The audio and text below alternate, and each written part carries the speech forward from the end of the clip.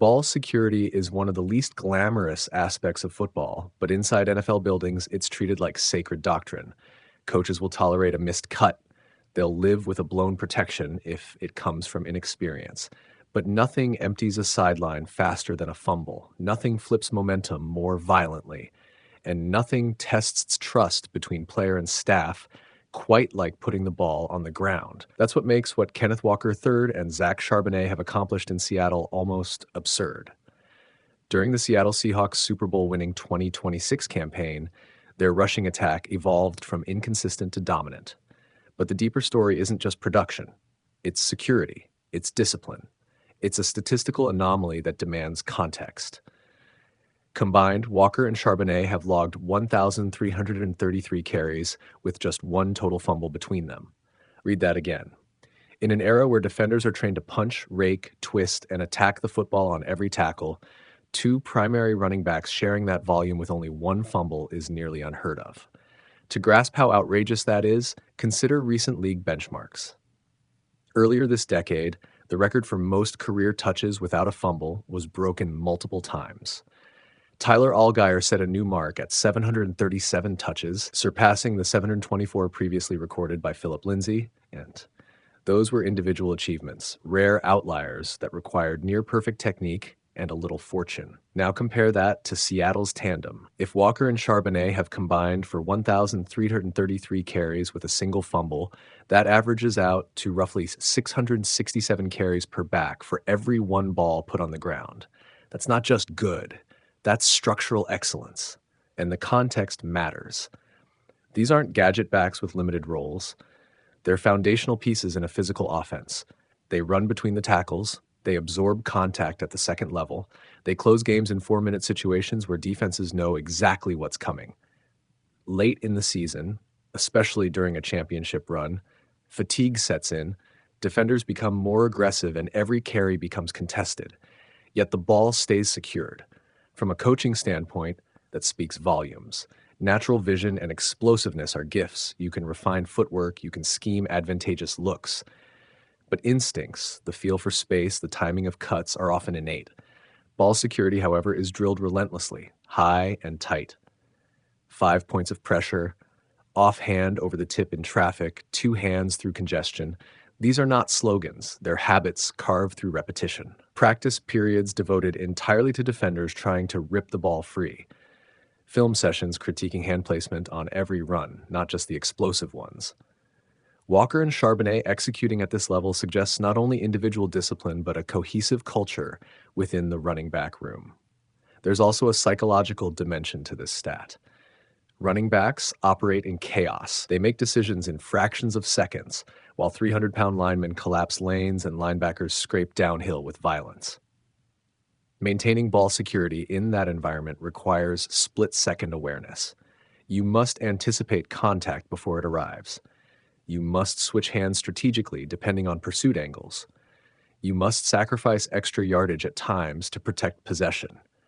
The great backs understand situational value. 3rd and short near midfield in the second quarter is not the same as protecting a 4-point lead with 3 minutes left in the Super Bowl. Championship-level backs process that difference instinctively. Seattle's late-season surge in 2026 highlighted that maturity. When games tightened, the offense didn't become reckless. It became methodical. The ground game shifted from explosive to punishing. Drives extended. Clocks drained. Opponents grew frustrated. And through it all, the ball never hit the turf. That reliability builds trust. Quarterbacks trust it. Offensive coordinators trust it. Head coaches lean into it. When you know your backs won't compromise possession, play calling expands. You can call inside zone into loaded boxes. You can lean on duo concepts against heavy fronts.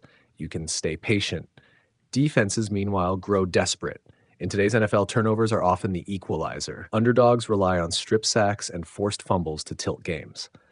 When a backfield field eliminates that variable, it removes a lifeline for opponents.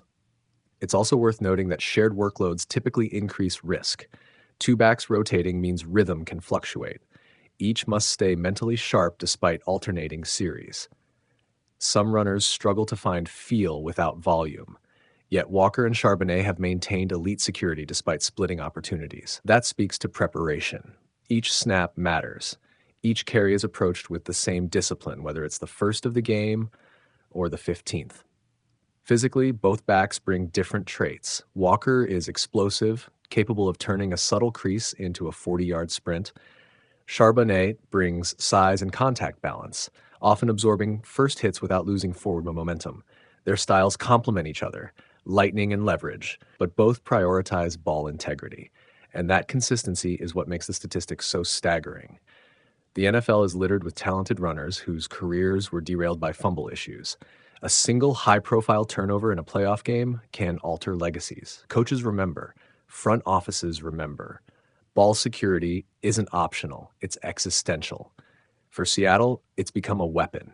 In their Super Bowl winning stretch, controlling tempo was critical. Sustained drives wear down pass rushers, they shorten games, they keep opposing quarterbacks on the sideline.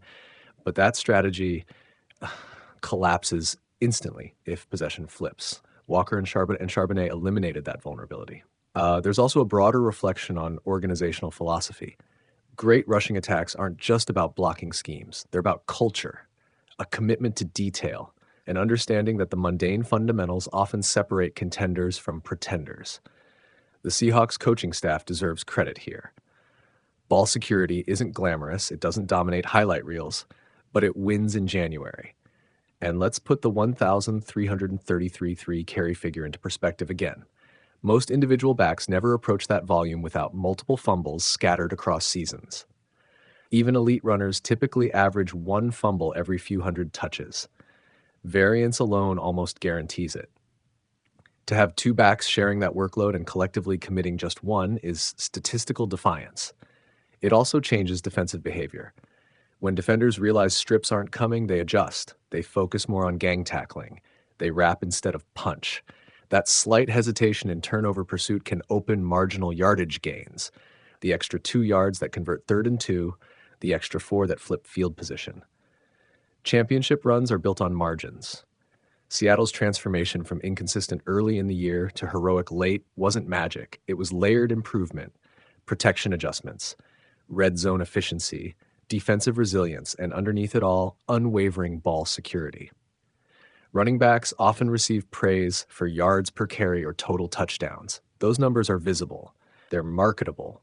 But possession integrity might be the most underrated metric in the sport. Walker and Charbonnet have elevated it to an art form. And as long as that discipline continues, the Seahawks' ground game won't just be explosive. It will be trusted. In a league where chaos reigns and games swing on a single bounce, having two primary backs who almost never let that bounce happen is more than impressive. It's championship DNA.